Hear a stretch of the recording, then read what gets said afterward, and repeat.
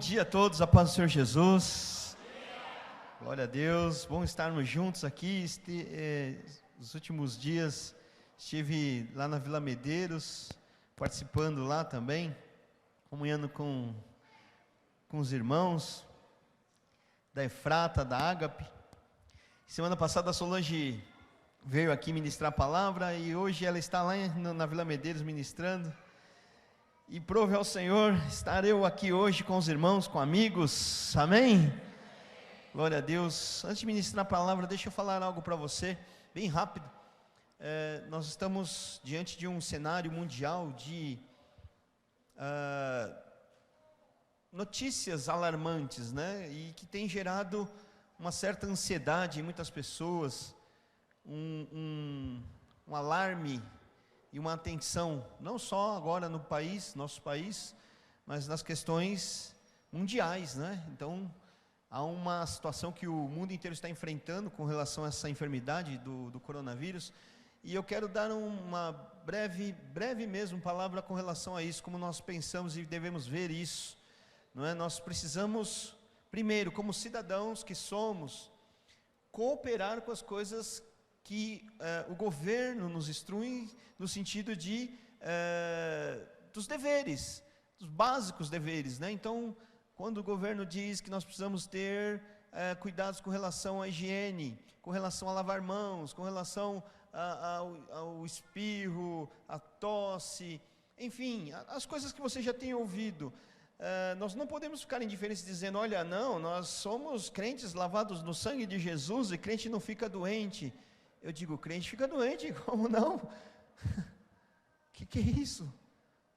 Que é isso? Que absurdo é esse? Não, então nós precisamos estar atentos a estas coisas e ficar atentos no sentido de prevenir, de estarmos realmente fazendo aquilo que devemos fazer como um cidadão, como homens e mulheres que estão convivendo, né, numa sociedade que está enfrentando um problema sério. Porém, como homens e mulheres de Deus, agora eu quero lhe dizer, não tenha medo disso. Porque há uma ênfase, né, no noticiário, uma ênfase na publicação do assunto, e tudo que você vê e ouve com relação a isso, isso pode gerar uma certa ansiedade, mas aí eu lhe asseguro, o homem e a mulher de Deus não deve temer más notícias. O justo não teme más rumores, má notícia, porque nós estamos com o nosso coração em Deus e fé para aquilo que nós vamos enfrentar em tudo e em qualquer circunstância nessa vida, amém? Então agora também eu quero exortar os irmãos que isso pode ser uma grande oportunidade da igreja se mostrar como igreja para a sociedade, dos homens e mulheres de Deus serem solidários, serem uma voz, serem pessoas que vão dar realmente a esperança na palavra, porque para onde que o mundo vai correr? Para onde que esse mundo, onde está a esperança desse mundo? Esse mundo, você vê, um vírus, a economia mundial lá na China, agora é Europa, a bolsa no país, né, a dólar subindo, um vírus, já causa toda uma pandemia, um alvoroço tão grande, e não só por conta dessa questão de saúde, mas agora por essa questão econômica. Então para onde o mundo vai? Onde está a estabilidade desse mundo? Aonde que o mundo pode correr para ter segurança? Aonde tem segurança nesse mundo? Só Jesus Cristo pode nos dar segurança.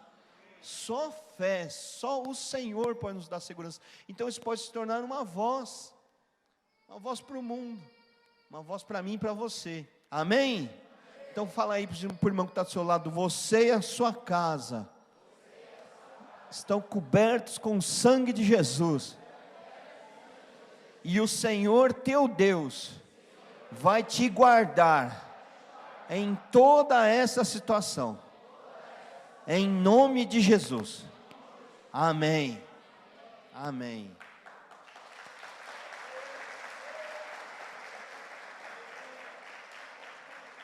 Amém, glória a Deus. Eu quero convidar você a abrir a sua Bíblia, nós vamos ministrar uma palavra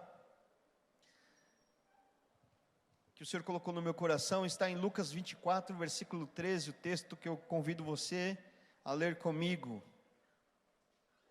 Vamos meditar juntos. Texto conhecido, mas essa palavra vai se renovar sobre nós nessa manhã. Eu creio que, não só eu, muitos homens de Deus, amigos, pessoas que nós conversamos, e até pessoas que eu nem conheço direito, mas eu escuto falar, ouvem que há um chamado de volta, né? Deus está chamando o mundo de volta, Deus está chamando as pessoas de volta para Ele. Há um chamado de Deus para resgatar as origens, os propósitos, o amor, o verdadeiro amor, chamado a voltar para Deus para reconhecê-lo, conhecê-lo como um Deus, um Pai maravilhoso, Deus de amor.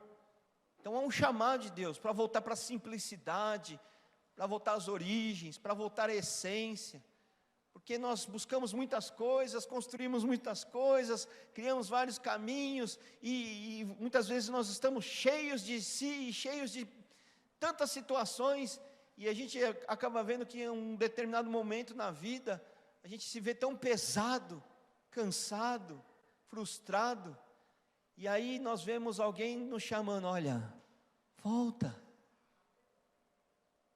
volta, volta. E esse que nos chama com braços abertos fala assim: vem de novo para mim. Então eu estou dizendo isso porque é uma sensação que eu tenho com relação à voz de Deus para a humanidade, para nós. Estamos no meio de um projeto, eu mais um, o resgate, não é? Porque a gente sente isso no coração. Deus quer chamar de volta, Deus quer voltar a andar com muita gente. Amém? Vamos ver então aqui nesse texto a história de, você conhece, a maioria talvez, suponho, 2 discípulos que se perdem, mas não no sentido de não saber o caminho, mas se perdem no sentido da direção. Jesus tinha dado ordem aos discípulos: olha, fiquem em Jerusalém, não sai de Jerusalém.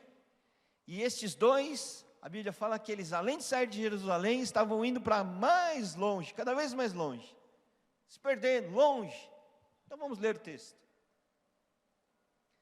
Lucas 24, versículo 13. E naquele mesmo dia, vou ler na minha versão. E naquele mesmo dia, 2 deles estavam indo para um povoado chamado Emaús, a 11 quilômetros de Jerusalém. Verso 14. No caminho, conversavam a respeito de tudo o que havia acontecido.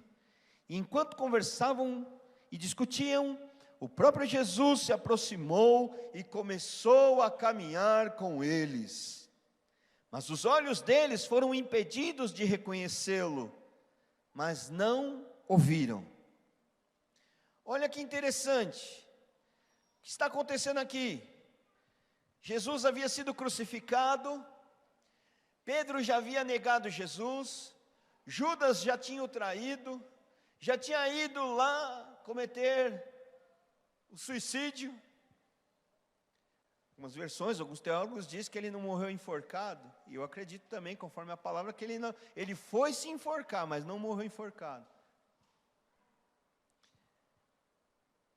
Os discípulos já tinham se espalhados, mas Jesus tinha falado muito a respeito do que iria acontecer. Jesus tinha dito: olha, é necessário que se cumpra as Escrituras, eu preciso ir para a cruz. A salvação estava ali. Ele já tinha anunciado isso. E ele sempre falou para que eles estivessem juntos, permanecessem juntos. Mas o texto que nós vemos nesse momento, os discípulos não estavam em Jerusalém. Eles tinham saído, e eles estavam a 11 quilômetros. Quem faz caminhada aí? Diz amém. Pouca gente, pouca gente. Misericórdia.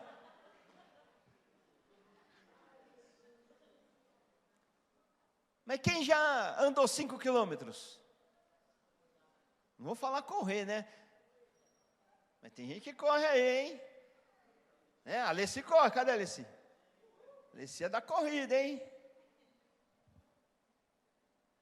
11 quilômetros é uma boa caminhada? Boa.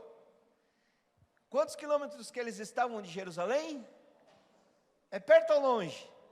De carro é rapidinho, mas andando é um rolê, né? Não é não, Ramon? É bom andar caminhando. De moto, 2 palitos, né? Mas andando. Então eles estavam longe. Interessante, eles estavam indo cada vez mais longe. Longe, fala assim, longe do propósito. Longe do propósito. É isso que está acontecendo aqui. E aí eles estavam conversando entre eles. A Bíblia fala que um deles era Cefas, o outro não fala o nome. Não é um dos 12, porque Jesus tinha os 12 apóstolos que se tornaram, mas era um dos discípulos que andavam com eles, 2 desses discípulos na verdade. E o texto que nós acabamos de ler, falam que eles estavam indo para a cidade de Emaús, conversando, falando de coisas que tinham acontecido com Jesus, com revolta, com tristeza, sem entender o que está acontecendo. A Bíblia não fala que eles estavam indo e o que iriam fazer em Emaús, mas a Bíblia fala que eles estavam ali, longe de Jerusalém, que era a casa do Pai, que era o lugar do propósito, que era o lugar que Deus queria cumprir algo ainda na vida dos discípulos e em toda a terra. Iria acontecer ali algo que iria se completar. Mas esse texto, eu quero extrair um modelo de coisas que podem estar acontecendo com muita gente, inclusive conosco. Tem muita gente hoje que está nesse mesmo contexto. Então nós vamos aprender com essa situação o que Deus quer nos ensinar. E como eu disse, não somente para falar para os outros voltem, mas para nós também, como igreja, voltarmos. Fala assim para o irmão que está do seu lado, há um chamado de Deus para você. Amém? Interessante que quando eles fugiram desse chamado, desse propósito, a primeira coisa que a Bíblia fala, assim, de interessante que eu acho, é que eles não viam Jesus que estava ao seu lado. Os olhos deles ficaram impedidos de reconhecer Jesus que caminhava com eles. Preste atenção, discípulo não é uma pessoa que via de vez em quando. Imagina que o discípulo andava todos os dias. E quem estava ali do lado? O próprio Jesus. Mas eles não ouviam mais, não percebiam mais. E é isso que eu vejo muitas vezes, meu irmão. Muitas vezes nós estamos conhecendo Jesus, temos a ideia de quem Ele é, ou algum momento nós estávamos ali com Ele, bem próximo, mas dependendo do nosso contexto, nós podemos nos afastar e nem mais ouvi-lo, e nem mais percebê-lo, e nem mais entendê-lo. E Ele está do lado. E Ele está do nosso lado. Então você percebe que é um caminho de afastamento, sem perceber que estava se afastando. O mundo se afastou de Jesus, o mundo se afastou de Deus. Você concorda comigo, sim ou não? O mundo se afastou, a humanidade se afastou, e nem percebeu que se afastou, e nem se notou que se afastou. E isso acontece com muita gente, e às vezes até dentro da igreja a gente pode se afastar do Senhor, sem perceber. E eu quero falar algumas coisas que podem estar nos afastando, alguns argumentos que podem estar acontecendo conosco, conforme aqui nesse contexto dessa história.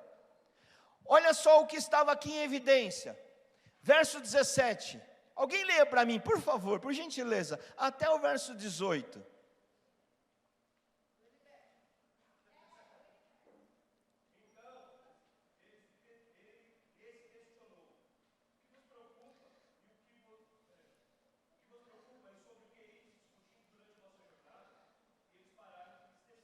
Para aí, eles, como? Entristecidos, obrigado, verso 18.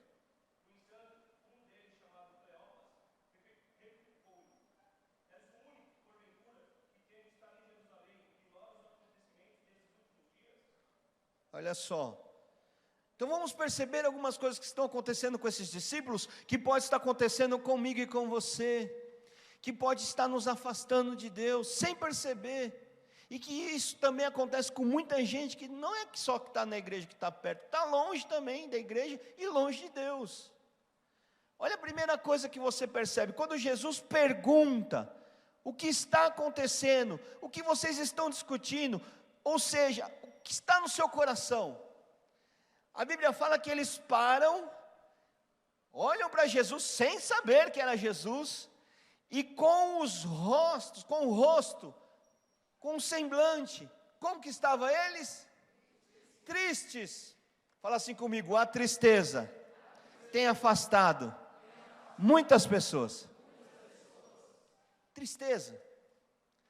Tristeza é um princípio de afastamento.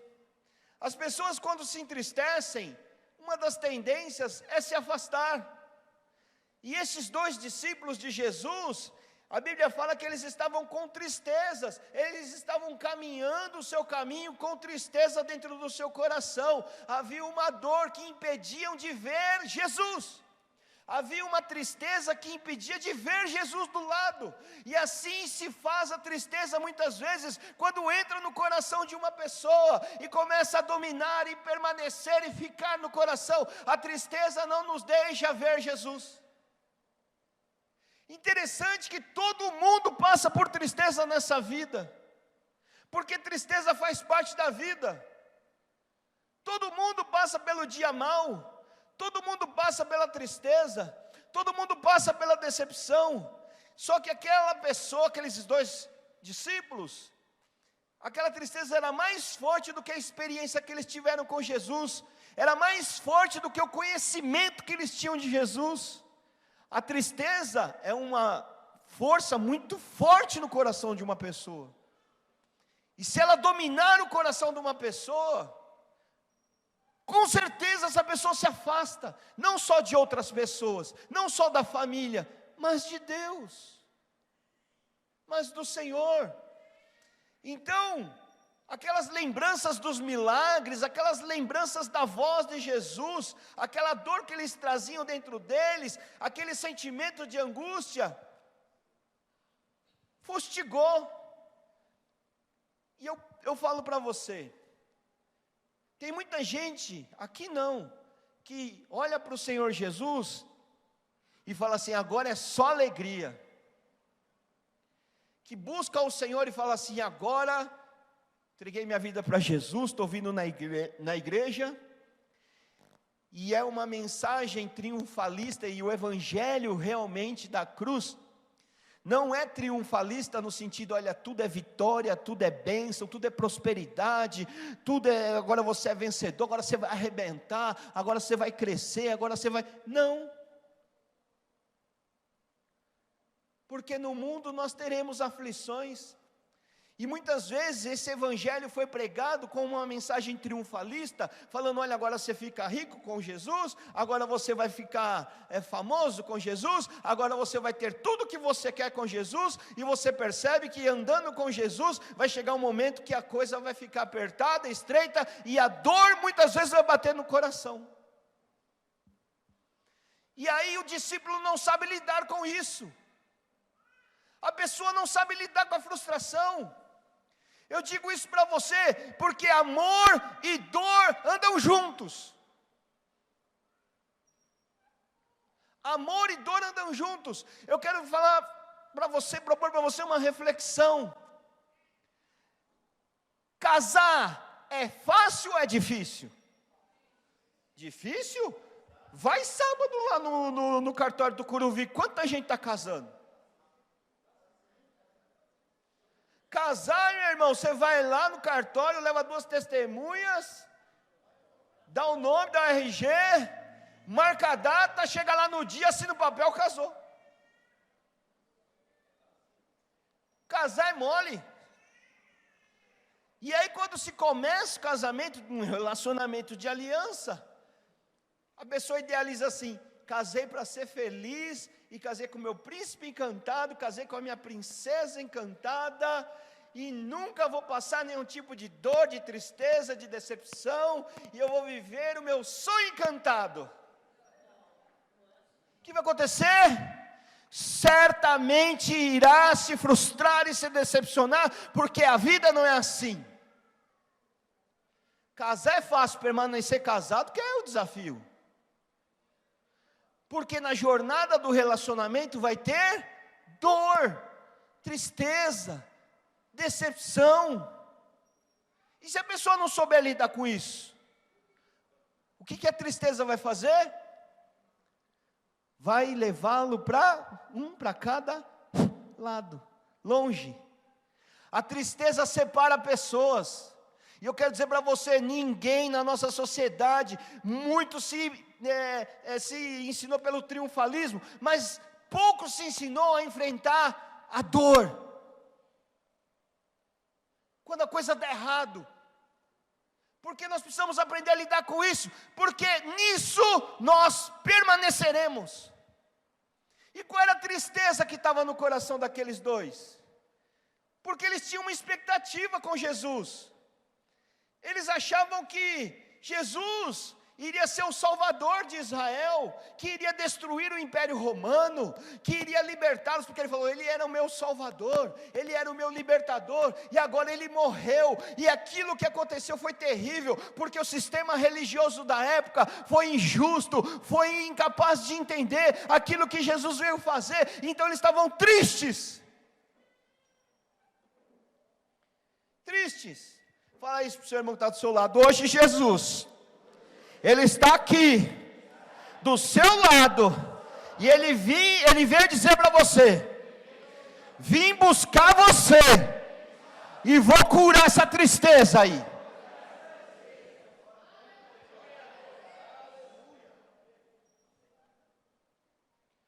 Pessoas que perdem a voz do Senhor, perdem o sentido, o rumo da vida, porque a tristeza vai guiando. A pessoa não sabe lidar com a tristeza. Vamos falar da célula. Célula é uma bênção, não é? Meu irmão, quero falar para você, você ama a sua célula? Você ama seu líder? Mais ou menos, né? Não vou nem perguntar se ama seu pastor. Tá bom, vai. Eu falei que não ia perguntar. Mas presta atenção. Assim como é no casamento, todo relacionamento também vai ser provado. Esses discípulos estavam sendo provados na tristeza, e a tristeza estava afastando eles do Senhor Jesus. A tristeza pode estar afastando você no seu casamento, e a tristeza também pode estar te afastando dos seus irmãos. E por que a tristeza pode estar nos afastando? Porque muitas vezes as coisas não vão sair do jeito que a gente quer, do jeito que a gente pensa, do jeito que a gente acharia que deveria ser. Eu falo isso, o nego, como ele falou, a gente anda mais junto, tal. Eu ando junto com muita gente, assim não dá para andar mais junto com todo mundo.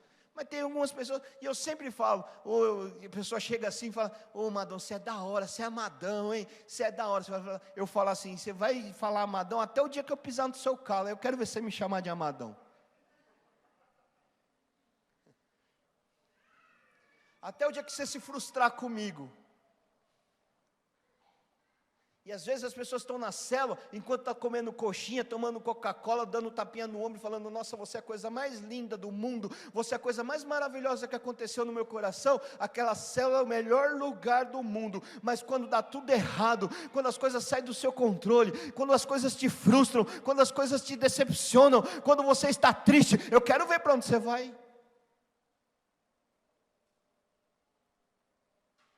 Muitos estão lá fora do convívio da igreja, do relacionamento da igreja, porque estão tristes.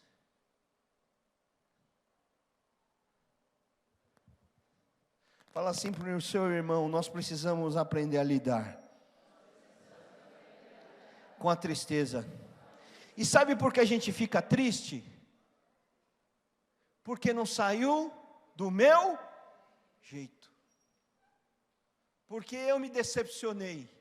Porque a minha expectativa se frustrou.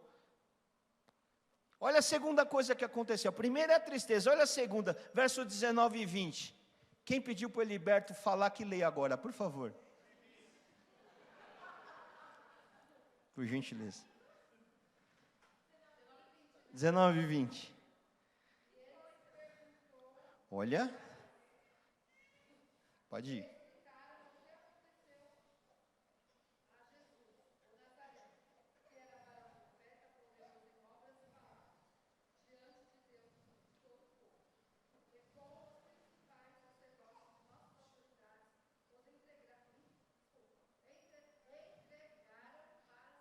Condenado. Presta atenção no que está acontecendo nestas palavras, o que nós podemos extrair de lição. A primeira coisa é que eles estavam carregando tristeza. Fala assim, eles estavam carregando tristeza. Aí Jesus falou, qual é o motivo da tristeza? Por que vocês estão tristes? Que coisas estão acontecendo? No verso 19, perguntou Jesus. E aí eles começam a falar, ora, você não sabe o que aconteceu? Jesus era poderoso, Jesus era a nossa esperança, e sabe aquele sistema religioso, sabe aquela igreja, sabe aqueles líderes religiosos, sabe aquele povo sem discernimento, sabe aquele povo que não entende as coisas de Deus, eles fizeram tudo errado. Fala isso para o seu irmão, a tristeza produz revolta. Fala mais alto comigo assim, a tristeza produz revolta. É o que estava acontecendo. Olha só, vamos fazer aqui uma análise. Nós estamos estudando a palavra e analisando o contexto da nossa vida e de muita gente que está caminhando cada vez mais longe. Aqui isso, graças a Deus, ninguém tem, graças a Deus por isso, mas eu vejo isso muito lá fora. A pessoa que separa do marido, geralmente ela fica triste com o marido. Triste por decepções, por tantas coisas, e enfim, por motivos óbvios e reais de cada um. Tristeza. Mas, com relação a essa tristeza, o que desencadeia? Revolta. E qual é a imagem que geralmente as pessoas tristes nos relacionamentos, né, nessa questão marido e mulher, qual a imagem que essa mãe pinta do pai para os filhos? Olha, o seu pai é a coisa mais linda. O seu pai, olha, ele tem que ser honrado. Olha, cola no seu pai. O seu pai, ele é um grande homem.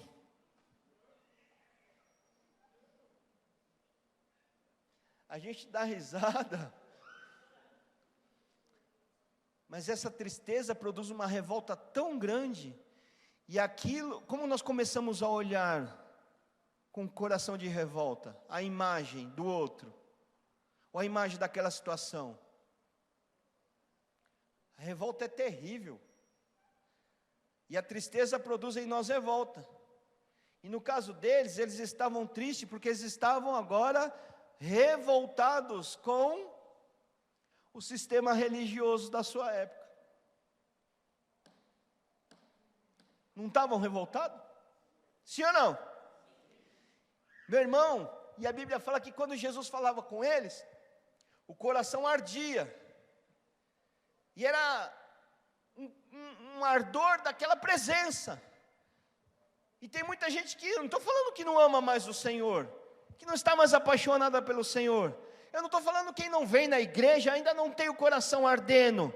O coração daqueles homens estavam ardendo.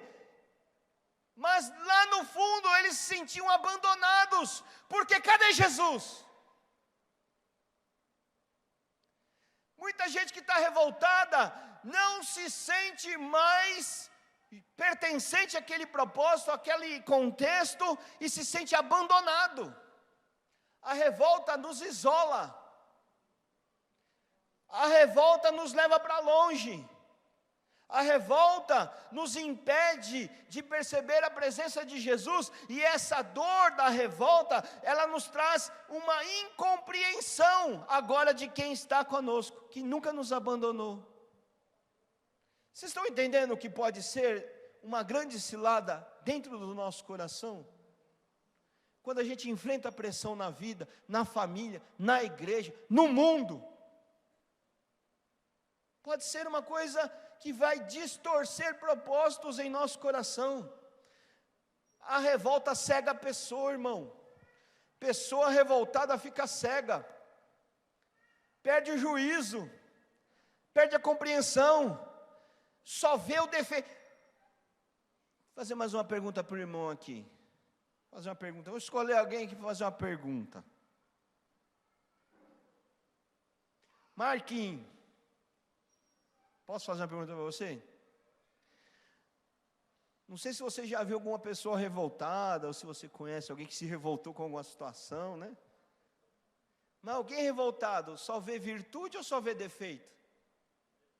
Só vê? Quantos concordam com o Marquinhos aqui?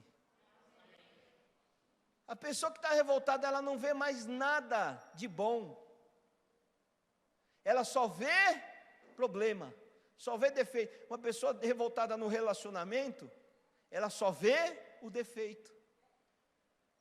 Se você tiver com tristeza, com revolta, nos teus relacionamentos, eu vou falar para vocês, você só vê o defeito. Você nunca mais vai ver o belo, o bom,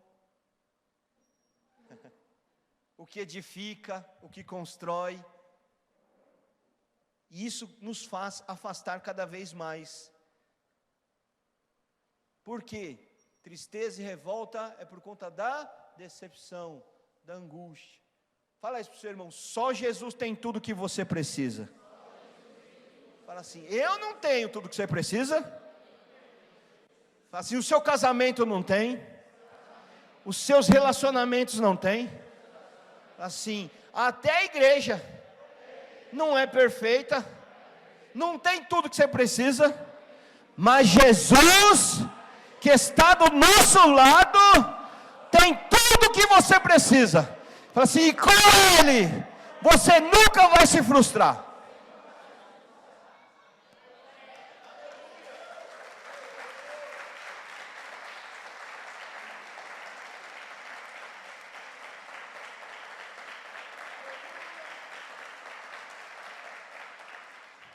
Ah, então eu vou andar sozinho, porque andar com pessoas é frustrante. Vamos continuar para a gente ir. Não vou responder agora isso não, tá bom? Daqui a pouco eu respondo essa pergunta. Eu sei que você não fez, mas pensou nela. Então é melhor andar sozinho. Então é melhor ter um cachorro, né, pastor? Porque eu nunca vou me decepcionar com o meu cachorro. Faz assim. Chacoalha a irmã assim e fala assim, Deus não te chamou para você viver sozinho. A Bíblia fala, quem se isola já insurge-se contra a verdadeira sabedoria. Lá em Gênesis, lá no começo, o Senhor olhou para o homem e falou, não é bom que o homem ande só. Não é bom que... A primeira coisa, presta atenção, tudo que Deus fez foi belo. Fala assim comigo, tudo que Deus fez foi bom, foi belo. A primeira coisa que Jesus começa a tratar é a solidão. Solidão. Ele falou assim, ó, se você lê as escrituras, como você lê, você vai falar, e disse Deus, e viu que era bom. E disse Deus, e fez Deus, e viu que era bom, e viu que era bom. Então tudo que Deus foi fazendo foi bom. Aí Deus olha uma situação da humanidade e falou, epa, isso aqui não é bom. E o que não era bom? Solidão. Então agarra alguém e fala assim, é bom estar junto. Amém? Guarda isso. Olha a terceira coisa, a primeira que eles carregavam no coração era, qual era a primeira razão desse afastamento? Qual era a segunda? Vai, irmão, acorda aí, primeira coisa. E a segunda? Tristeza e revolta. Olha só, aí eles continuam andando, verso 21, alguém lê para mim, por favor.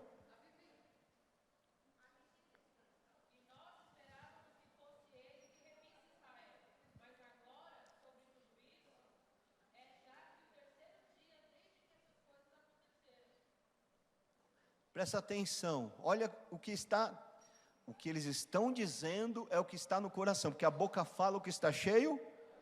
Primeiro eles falaram da tristeza, segundo eles falaram da revolta, a terceira coisa que eles expressam é decepção com a fé. Eles estavam decepcionados. Por quê? Olha aqui, verso 21. Eles falaram, olha, terceiro dia, eu esperava que ele seria o Redentor de Israel. Eu coloquei minha fé, eu coloquei toda a minha esperança que Jesus iria resgatar Israel. Mas já passou 3 dias e isso não aconteceu. Então eu estou decepcionado. Decepção. Eu não sei se você já se decepcionou, meu irmão, com fé, com pessoas, com orações. Mas eles estavam ali falando o quê? Eu achei que Jesus ia fazer algo e ele não fez. De fato, Jesus é o nosso único Redentor. Só que eles não entenderam a cruz. Eles não entenderam o sofrimento. Eles não entenderam que Jesus teve que passar por aquilo. Eles não entenderam a pressão. Eles não entenderam a perseguição. Eles não entenderam a tristeza. Eles não entenderam a perseverança. Eles não entenderam o dia mau. Jesus era o Redentor. Ele precisava morrer. Ele precisava passar pela cruz para me salvar, para te salvar, para salvar aqueles discípulos. Os nossos pecados não poderiam ser perdoados se Jesus não passasse pela cruz. Nós não poderíamos ter vida eterna se Jesus não tivesse ido para a cruz.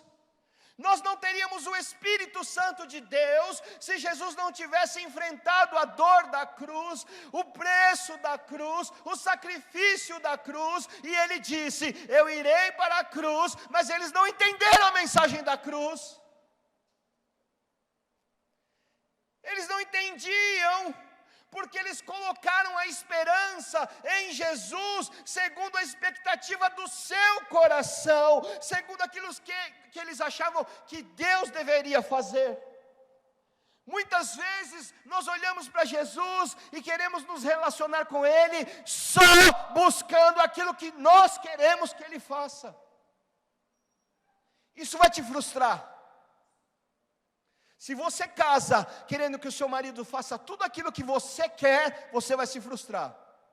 Se você casa e espera que a sua esposa faça só o que você quiser, você vai se frustrar. É assim com Deus.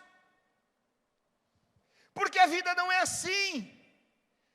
E eles estavam agora decepcionados com a fé. Quantos desigrejados, esse é um vocabulário novo que não tem nem no dicionário Aurélio, mas já estão registrando, desigrejados. Gente que estava na igreja e partiu. Por quê? Eu fui um tolo. Eu me decepcionei com pastor, com líder, com igreja. E tem muita gente decepcionada, irmão. Muita gente decepcionada. Permita-me o exemplo chulo. Mas tem muita gente que quer andar com o Senhor, quer andar com os relacionamentos como o gênio da lâmpada de Aladim. Não sei se você conhece o sistema desse contexto do filme ou do desenho, porque Aladim, ele acha uma lâmpada mágica. História, tá, irmão? Isso não está na Bíblia não, tá? Ah, pastor, me dá a referência. Não, não tem na Bíblia, é isso. Isso é um conto. Aladim, ele acha a lâmpada mágica. Fala, uau, achei a lâmpada. E ele pega aquela lâmpada. E o que ele faz com a lâmpada? Esfrega. Eu faço a campanha, eu faço o propósito, eu faço. E aí sai o gênio. Faça comigo. Aí sai o gênio, todo reluzente, pomposo, do peito estufado e das pernas finas. Careca. Não é? Aladim. tens 3 pedidos, gaste-o com sabedoria. Fala assim, uau! Então bora fazer pedido.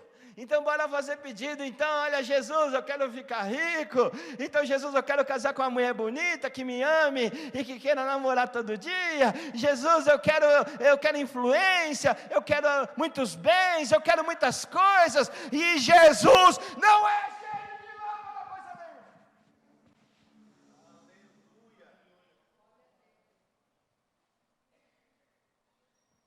Isso não é o Jesus que eu conheço da Bíblia. E aí, pega o evangelho, pega a igreja e fala, isso aqui não funciona. E como aquela lâmpada, fala assim, isso aqui não presta, joga fora e vai viver a sua vida.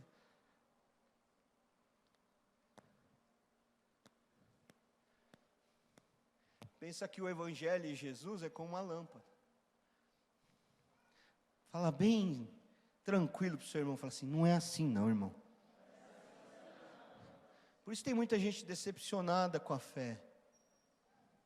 Sabe por quê? Vou te explicar. Vocês querem ouvir? Sim. Eu vou te explicar porque tem tristeza, tem revolta e tem decepção. Sabe por quê? Simples.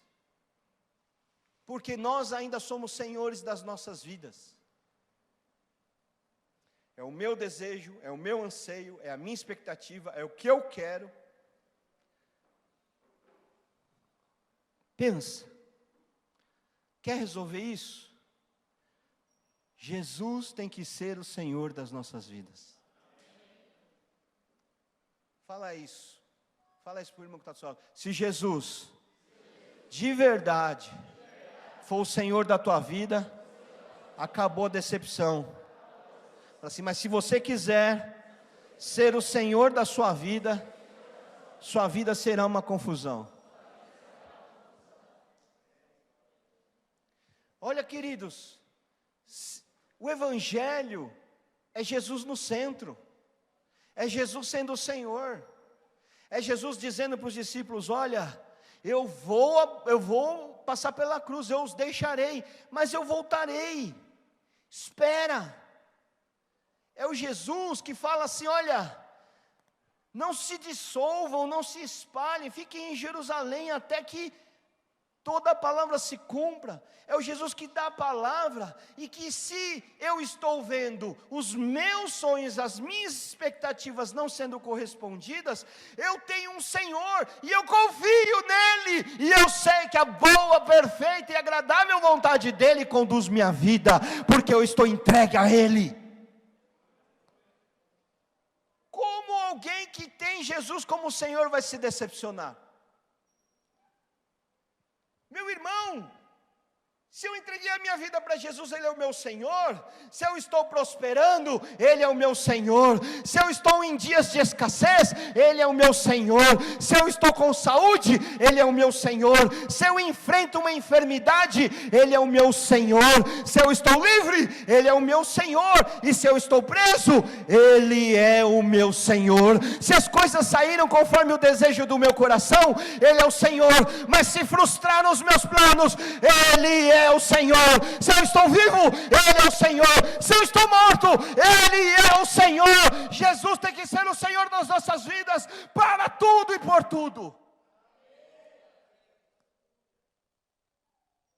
Acabou a decepção. Isso só revela que ainda precisamos voltar. A quarta coisa que separou, que afastou, versículo 22 ao versículo 24, eu vou ler para os irmãos.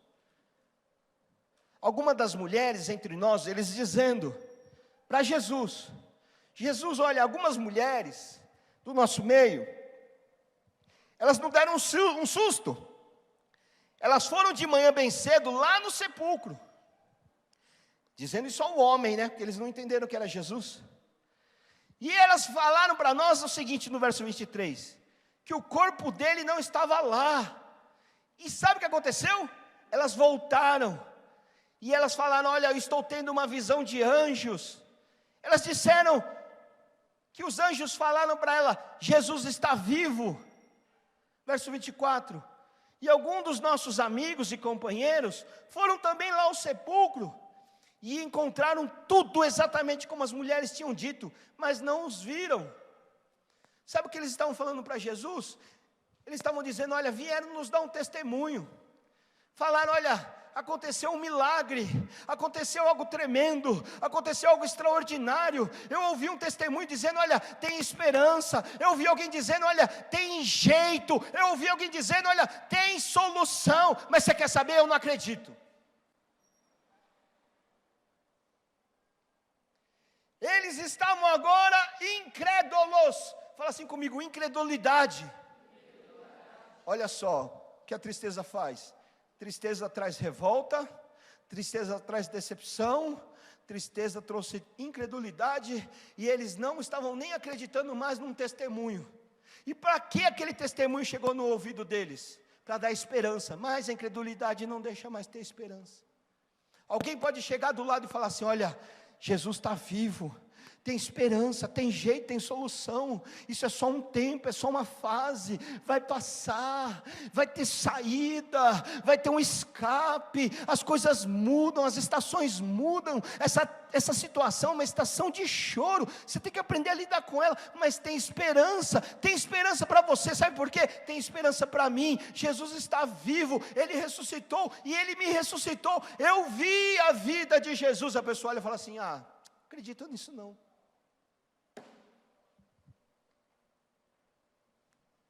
Eu não acredito. A esta altura, presta atenção, a gente acha que é só com aquele que está fora da igreja pode estar acontecendo comigo e com você. A gente está questionando Deus, questionando os relacionamentos, avaliando tudo. E agora? Será? A nossa fé fica em xeque-mate? Será que esse negócio de igreja, de irmão, será que Jesus é assim? A essa altura do coração, nesse estágio, pode estar acontecendo um milagre do lado. A pessoa fala assim: ah, isso não tem credibilidade não, isso é forçado. Estão forçando. E o pior, ainda que eles tivessem sido testemunha dos milagres notáveis que Jesus fez no passado, e sabia, Jesus é capaz de fazer isso, aquela postura do coração fechou. Irmãos, a pior desgraça que pode acontecer comigo e com você é a gente perder visão das coisas de Deus. Quero falar para você: você pode ter o que for, mas se você ou eu perdermos a visão de Jesus Cristo, nós somos desgraçados. Podemos ter tudo, mas não temos nada, miseráveis homens que somos. Ah, mas eu vou conquistar muitas coisas, eu vou ter muitas coisas, eu vou viver agora em Emaús, vou fazer minha vida em Emaús.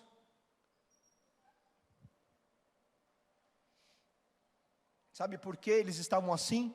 Porque algo dentro do coração deles tinha morrido. A gente tem que fazer essa pergunta: o que está morrendo dentro do meu coração? O que está morrendo dentro de mim? Irmãos, pode ser a fé, a nossa fé pode estar morrendo, a nossa esperança pode estar morrendo, e o pior, o amor pode estar morrendo. E isso está nos levando para longe. Eu não estou falando de indivíduo pessoalmente ou especificamente, mas isso pode acontecer em nível de igreja, de nação, de pessoas, de famílias, ou todos aqueles que estão inseridos no contexto relacional. Isso pode acontecer dentro do seu casamento, com a tua célula, e com muitos que estão cada vez mais longe, e não percebem mais. E aí eu quero que você entenda, isso aqui é loucura, é uma loucura. Escuta, irmão, eu estou ensinando a palavra de Deus, Eu não estou falando, isso aqui é para quem está longe. Não, é para nós. É para falarmos para quem está longe e é para nós. Porque se nós pegarmos esse caminho, é um caminho de loucura. Sabe qual é essa loucura? É a loucura de não mais olhar a vida segundo a palavra de Deus. Vou repetir isso de novo. Por favor, ouça o que eu vou dizer.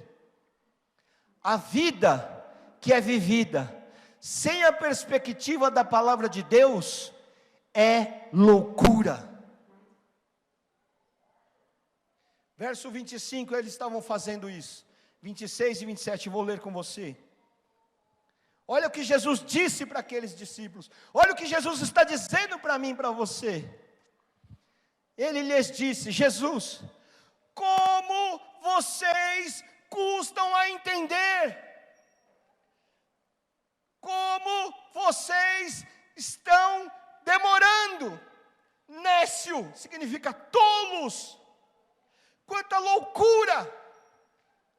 Nécio significa louco, tolo. Vocês não estão entendendo. Vocês demoram para crer em tudo o que a palavra e os profetas falaram. Quanta demora em entender. Verso 26. Não deveria o Cristo sofrer estas coisas? Ou seja, não estava escrito que isso iria acontecer. A palavra já não alertava. Quantas vezes a palavra já te alertou? Quantas vezes a palavra já nos falou? E Jesus dizendo, tem que ser conforme a palavra, porque isto será a glória de Deus. A glória de Deus. Verso 27, Jesus explicando, Moisés falou. Começando por Moisés, todos os profetas falaram, e Jesus explicou-lhes o que constava a respeito dele, em todas as escrituras. Jesus estava dizendo, está escrito, vocês precisam andar e voltar para a palavra de Deus.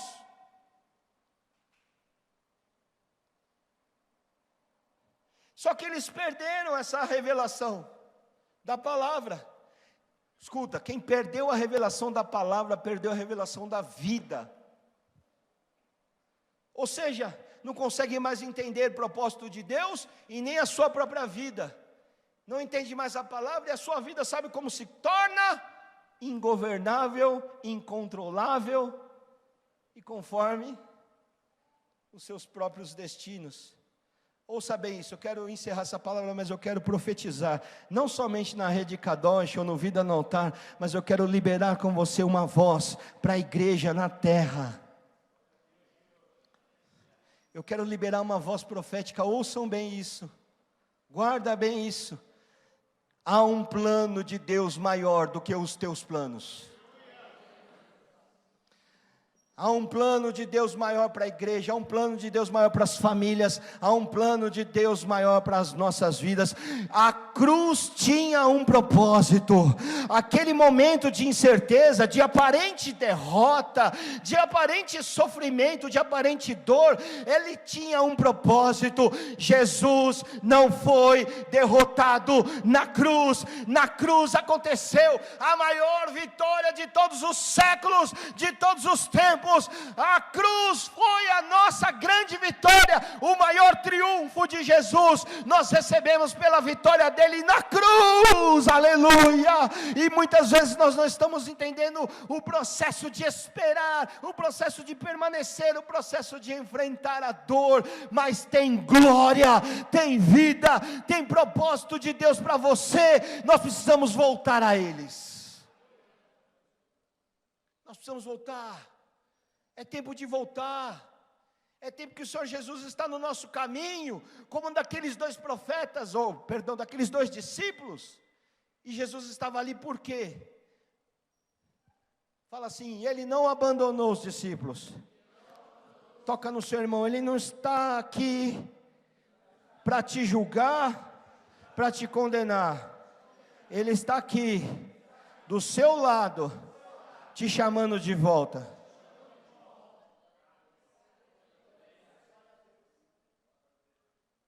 Jesus, ele parou de caminhar com os discípulos?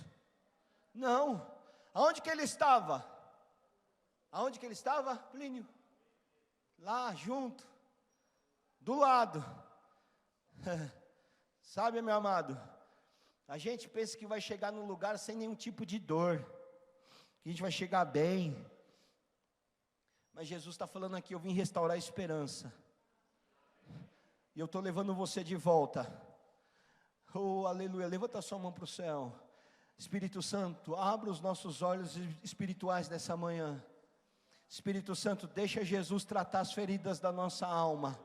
Espírito Santo, é tempo de voltar, é tempo de resgate, é tempo de cumprimento da tua palavra. Espírito Santo, resgata a tua igreja, resgata os seus filhos, resgata a tua noiva. Jesus, leva-nos de volta para Jerusalém. Nós não queremos continuar para Emaús, é tempo de voltar e nós queremos. Caminho de volta, caminho de volta. E nós podemos voltar. Eu não estou falando que é voltar para a igreja, a gente pode chamar as pessoas para voltar, mas eu estou falando o nosso coração pode voltar. É tempo de voltar. Sabe por que você pode voltar? Com o seu coração, com tudo, porque Jesus está vivo. O maior motivo que aqueles discípulos poderiam voltar é porque o engano do coração deles era que Jesus estava, mas qual era a verdade? Jesus estava vivo ou morto? Vivo. Fala para você mesmo: eu posso voltar para o Senhor, porque Ele está vivo.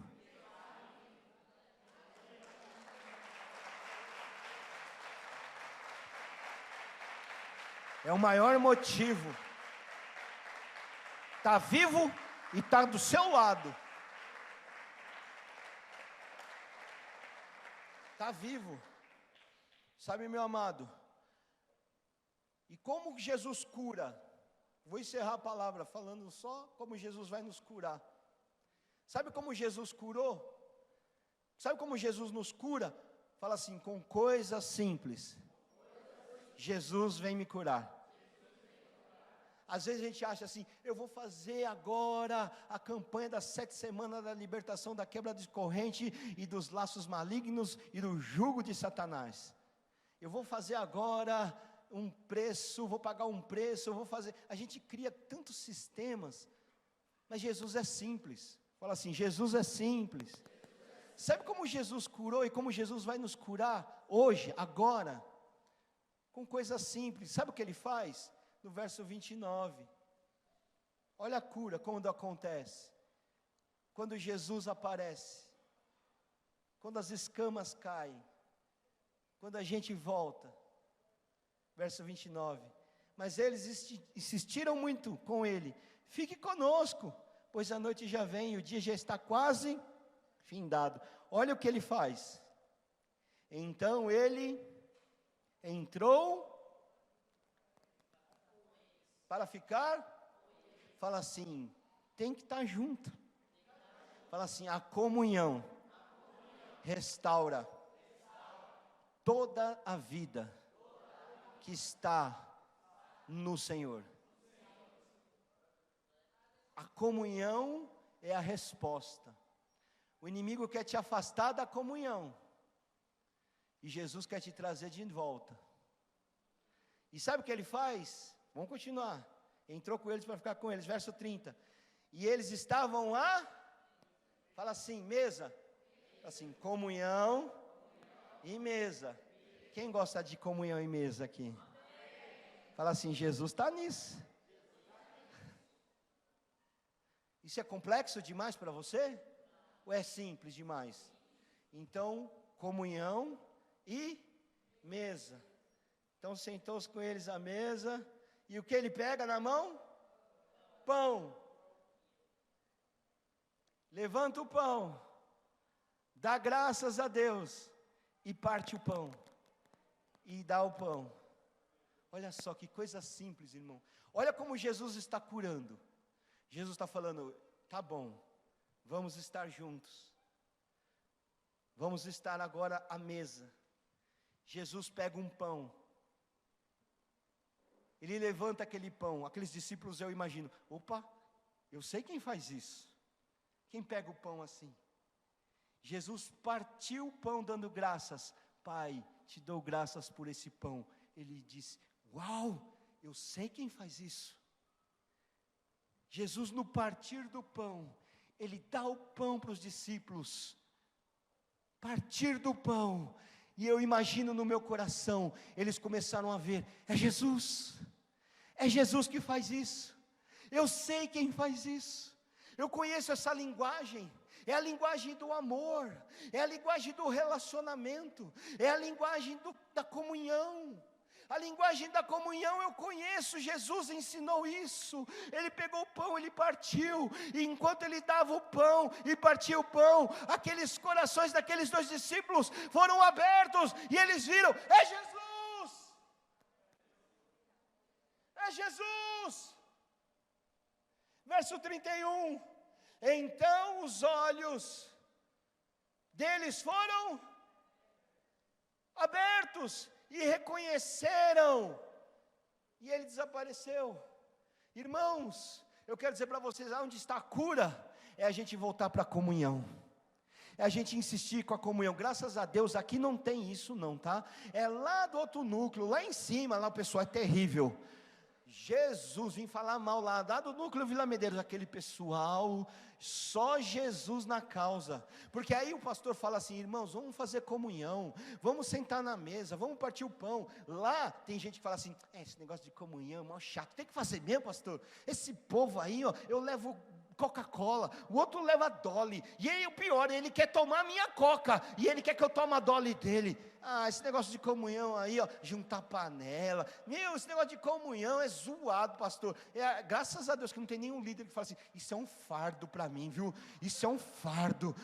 Como sentar na mesa a partir do pão é um fardo, é terrível. Ei, eu estou falando para você que Jesus é revelado na mesa da comunhão. Restaura a mesa na sua casa. Eu falo para você, se tem uma coisa que você tem que restaurar, é a mesa.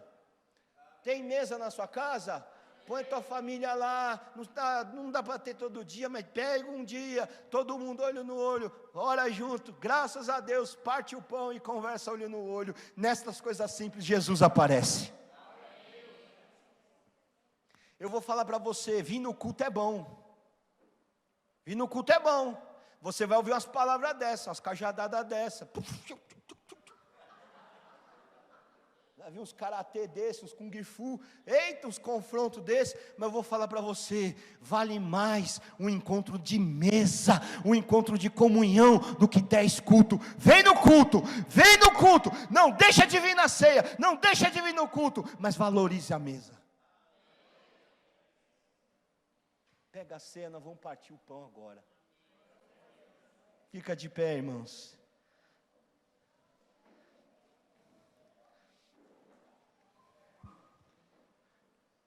Enquanto eles estão trazendo, a Bíblia fala que Jesus apareceu e sumiu. Você já leu esse texto? Quem já leu esse texto? Diz amém. Você já fez essa pergunta? Por que Jesus sumiu? Sabe aquela criança que me dá doce, me dá doce, me dá doce. O pai fala assim: toma o doce, ele põe na boca e tira. Jesus apareceu. Uau, Jesus está aqui com a gente. E ele foi embora. Sabe por que Jesus foi embora? Pergunta isso para o irmão que está do seu lado. Sabe por que Jesus foi embora? Sabe por quê? Você já parou para pensar? Por que Jesus desapareceu? Porque ele tinha marcado um encontro com os discípulos lá em Jerusalém. Ele só foi lá para resgatar, mas eles deveriam ter uma atitude, não continuar na obstinação. Fala isso para você mesmo: eu tenho que tomar atitude. Eu vou perguntar para você, sabe quando? Eu estou perguntando, sabe quando? Sabe quando? Daqui 10 dias, 20 dias, 30 dias. Agora. Fala assim bem alto: Jesus está esperando a minha atitude agora. Olha só, Jesus desapareceu, foi embora, Jesus foi revelado. Olha o verso 31. Não, perdão, 33. olha o que acontece. A igreja leia junto comigo, por favor, verso 33. 1, 2, 3.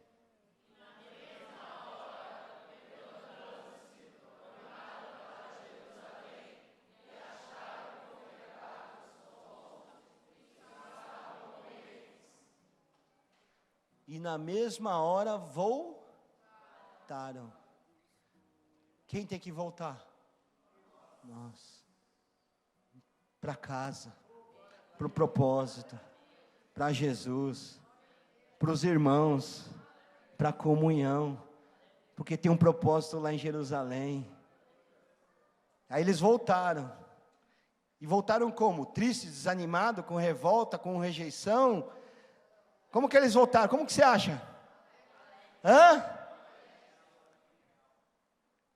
Eles voltaram. E sabe qual foi a palavra deles? Aquela palavra triste, de derrota, de coitadismo, de tanta coisa que você ouviu, verso 34. Eles chegaram para os irmãos e falaram assim: é verdade. Escuta, eles diziam que Jesus ressuscitou.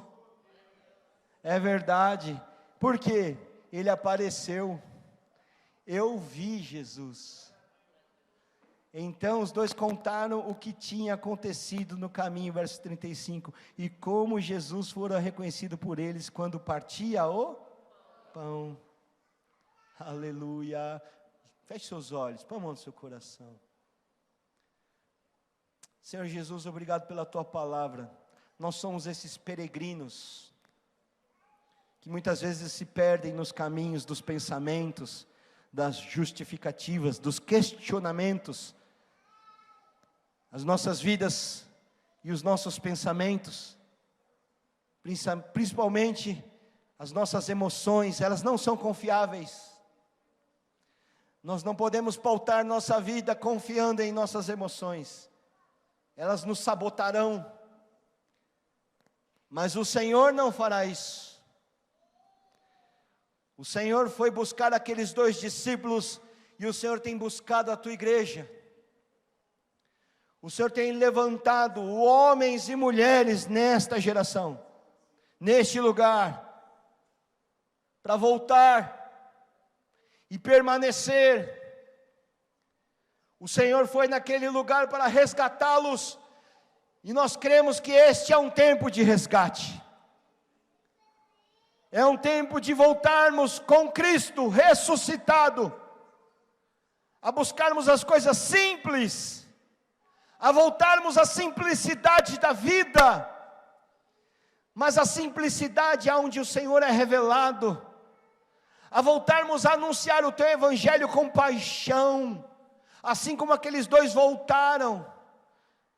Tirar o linguajar de derrota, de fracasso, de justificativa, de coitadismo e colocar uma palavra de esperança do Cristo ressurreto. A dizer a muitos que Cristo ressuscitou e que há esperança, e que podemos voltar a ter esperança, que podemos voltar aos relacionamentos, que podemos enfrentar as tristezas, as angústias, crendo que Tu és o Pai presente, que nos corrige, que nos traz de volta. E nós queremos partir o pão e beber do cálice. E Jesus, assim como o Senhor se apresentou entre eles, eu te peço, apresenta-te agora entre nós. Nesse culto, aparece para os meus irmãos.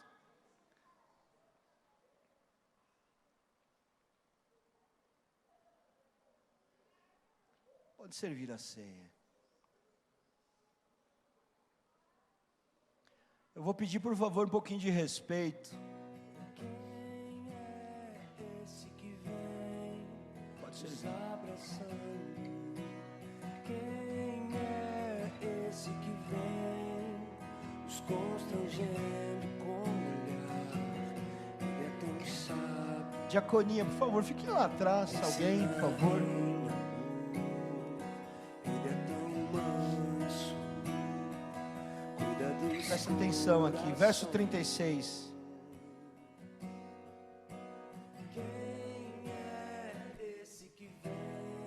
diz assim: enquanto falavam sobre isso, enquanto falavam, escuta,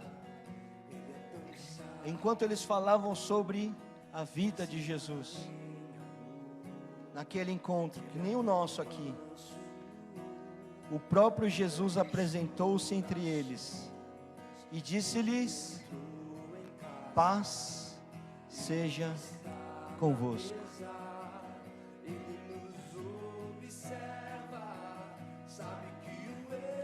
Jesus precisa aparecer na nossa célula, na igreja, dentro do nosso coração. Enquanto nós falamos, Ele vai aparecer. E eu creio que Jesus, Ele vai se revelar num novo tempo para mim e para você nesses dias. Você crê nisso? Você crê nisso, irmãos? É um tempo de resgate, de voltarmos. E não somente voltar no nosso coração, mas anunciarmos essas coisas. Tem muita gente que vai ouvir essa palavra que você vai falar: Jesus está vivo, pode voltar, tem esperança. E enquanto você falar destas coisas, sabe quem vai aparecer? Jesus. Jesus. Jesus. Pai, nós consagramos esse pão, nós partimos esse pão, o Senhor é símbolo desse pão, e nós estamos aqui reunidos na igreja como mesa, como ceia, e eu peço ao Senhor, vem e aparece aos nossos corações, curando a tua igreja, curando o teu povo, e assim como o Senhor disse, paz seja convosco, que esta liberdade da paz do Senhor venha sobre nós em nome de Jesus. Comanda o pão.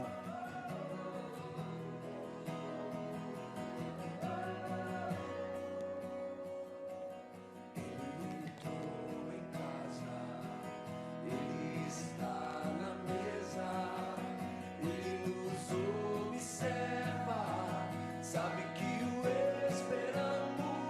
Eu vou pedir para você procurar um discípulo de Jesus. Sai do seu lugar e procurar um discípulo de Jesus. Quem é discípulo de Jesus vai sair do seu lugar, vai trocar o cálice com o irmão e vai falar assim: nós estamos juntos numa caminhada, e paz seja com você.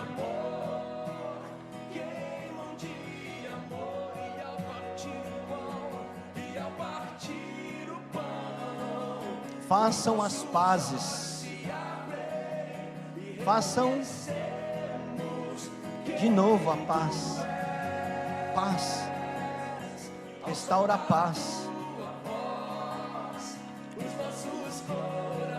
restaura a paz com a tua casa, com a tua igreja, restaura a paz com o teu chamado, restaura a paz. Paz do Senhor, paz de Jesus seja contigo. Bebam do cálice.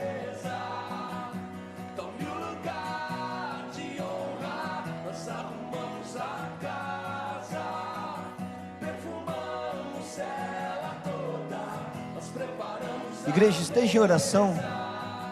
Eu quero fazer um convite, parece muito óbvio, mas é um convite que é do Senhor Jesus. Você que estava andando longe dos caminhos do Senhor, não significa que Jesus não estava do seu lado. Jesus estava ali, mas Jesus está te chamando para voltar para casa. Jesus está convidando, vamos voltar?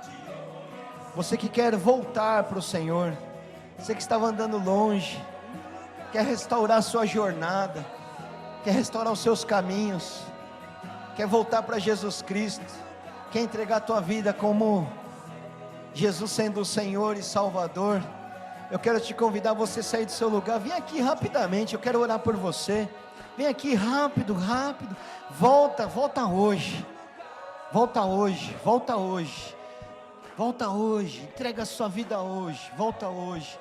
Igreja, continua orando. Eu sei que é uma postura do coração, mas eu sei que existe muitos caminhos que a gente pega, que a gente vai se afastando, mas você quer renovar isso, desse culto de ceia, devolvendo, entregando, falando: Jesus, eu não vou para Emaús, eu vou voltar para Jerusalém, eu vou voltar, Tu és o meu Senhor, Tu és o meu Salvador, Tu és o autor da vida, e eu entrego a minha vida ao Senhor. Isso mesmo, vem entregar sua vida de novo ao Senhor.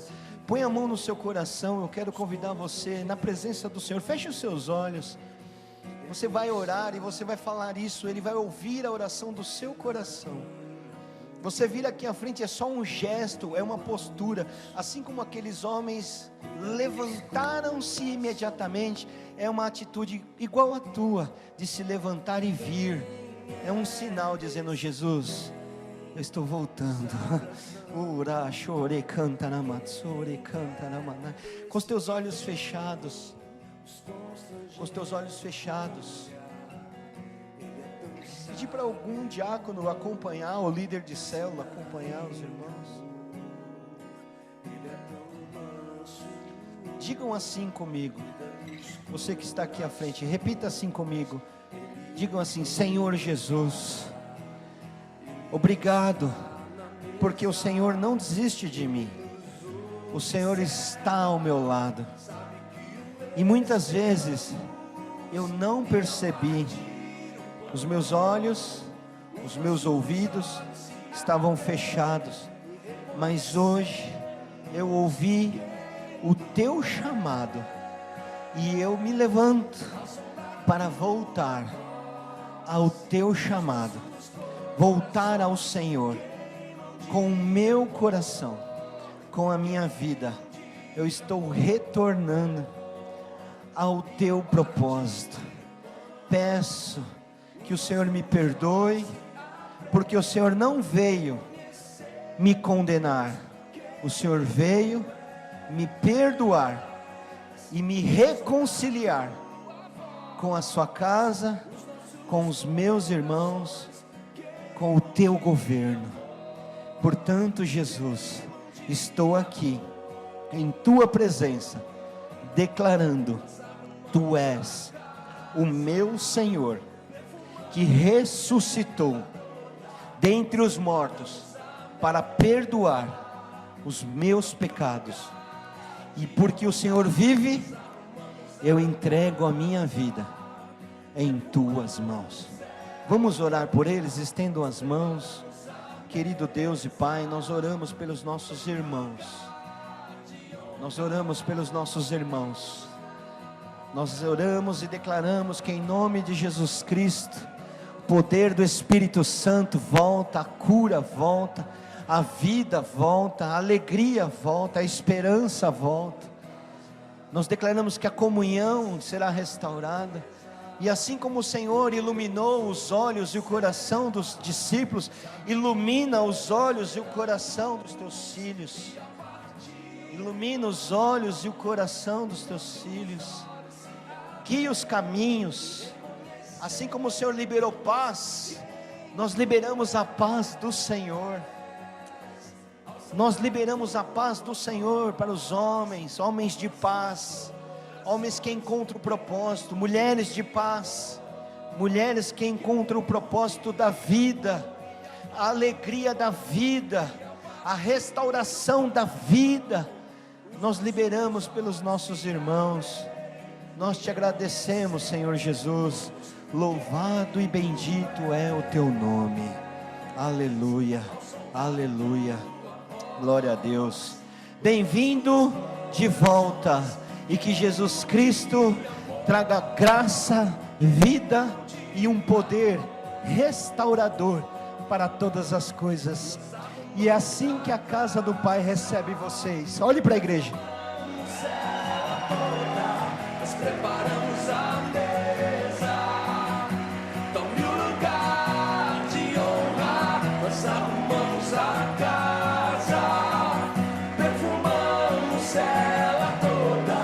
Nós preparamos a mesa, tome o lugar de honra. Nós arrumamos a casa, perfumamos ela toda. Nós preparamos embora, abraça alguém para orar junto. Você aprendeu que juntos Jesus aparece. Você vai orar por esse irmão que você vai abraçar agora. Você vai orar e falar assim: Jesus aparece. Quando o Senhor aparece, o Senhor traz paz, o Senhor restaura a vida, restaura o caminho. Abraça alguém e começa a orar por essa pessoa, abençoando. Eu vou orar com você. Pai Celestial, nós oramos agora pelos irmãos reunidos na casa.